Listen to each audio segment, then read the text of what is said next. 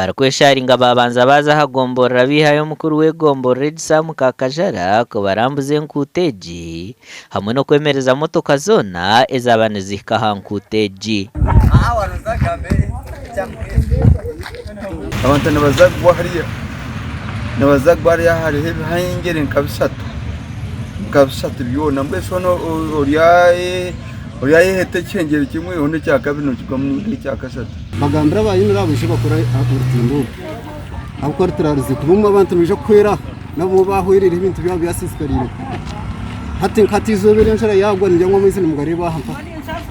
inshara yagwa ngateko kurenga katinda ngateko kugira baguma ko tubiyo mubona kumenya ngo hari ikintu twakwizaniruka speed agwama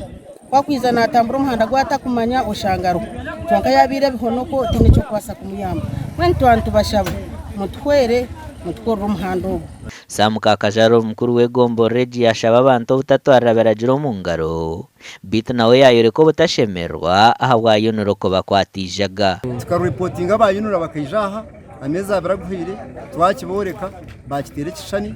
ikibahagire kutugambira batugira ngo ubu tubine karvatsi tene kibaratukura muri so government tuyambi ahantu haba kubi intasiyo y'abantu kukira munonga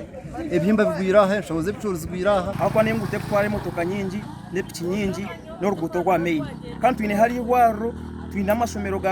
kuri twine hakatare ambaso tungo buzubu obandi batwara ko mukazi wenda obundi akagumukino makafa